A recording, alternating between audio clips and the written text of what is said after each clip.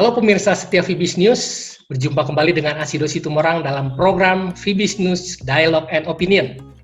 Kali ini kita akan berbincang dengan Bapak Fijong Tius, CEO Kalbe Pharma.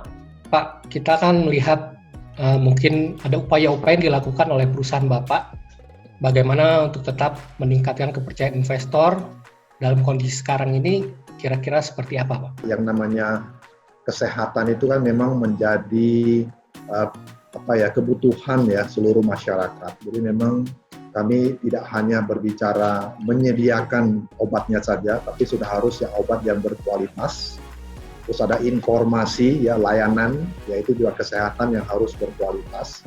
Jadi kami siapkan semua, termasuk juga Kalbe juga berpartisipasi karena kita tahu bahwa karena kita menjadi kebutuhan yang mendasar, memang kita optimis bahwa yang orang masih terus akan membutuhkan ya sesimpel misalnya herbal misalnya ya jamu misalnya itu kan sangat sederhana ya.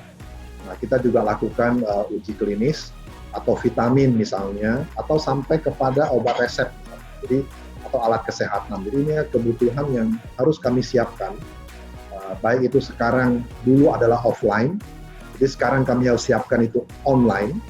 Jadi kami harus make sure bahwa online itu juga bisa terjangkau.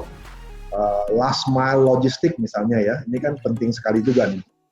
Yang ke rumah ya, dari apotek ke rumah, semuanya harus kita siapkan semuanya supaya kita mudahkan gitu ya. Jadi konsumen yang ada di rumah ataupun yang memang tidak bisa kemana-mana itu produk kesehatan itu harus masuk. Seandainya bukan produk Kalbe pun nggak apa-apa juga, tapi dengan jaringan kita, ya itu mestinya semua obat bisa sampai ke rumah masyarakat. Termasuk juga di Kalbe, kalau kita mungkin baca di berita-berita banyak ya, bahwa Kalbe kita juga ikut dalam research and development, karena kita melihat itulah yang akan membantu negara kita untuk memberikan akses terhadap vaksin, terhadap obat baru, baik itu lokal maupun internasional. Ini juga kita lakukan. Jangan sampai kita ketinggalan kereta ya, jadi kita hanya menyaksikan tapi tidak bisa melakukannya di dalam negeri. Nah, ini yang juga penting sekali, karena Menperin baru keluar peraturan baru TKDN, itu kan satu contoh yang peraturan yang memang mengharuskan industri farmasi untuk menjadi industri yang mandiri di negara sendiri. Iya, ya. Katanya kabarnya Pak ada kerjasama dengan perusahaan Korea ya Pak untuk perusahaan farmasi Bapak untuk penemuan vaksin ini. Itu kira-kira progresnya udah gimana itu Pak? Ya itu salah satu contoh. Jadi kami ada 3 sebenarnya yang lagi dalam proses uji klinis. 2 itu adalah produk herbal Indonesia, jadi konsorsium dengan Kementerian Riset dan Teknologi. Jadi seperti jamur cordyceps dan juga bahan baku herbal yang lain seperti jahe merah itu masuk dalam uji klinis di Wisma Atlet sekarang ini. Nah, yang ketiga itu adalah vaksin. Jadi kami memang kerjasama dengan partner kita yang ada di Korea Selatan itu Genexin, dan mereka sudah melewati praklinis dan sekarang masuk ke dalam uji klinis fase 1.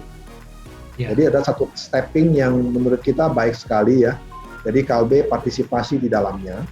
Dan sekarang kita lagi koordinasikan dengan instansi pemerintah kita dan juga kerjasama dengan beberapa laboratorium lokal, university lokal, sama institut yang lain untuk persiapan fase kedua, Mas Ido. Jadi memang riset ini butuh beberapa fase.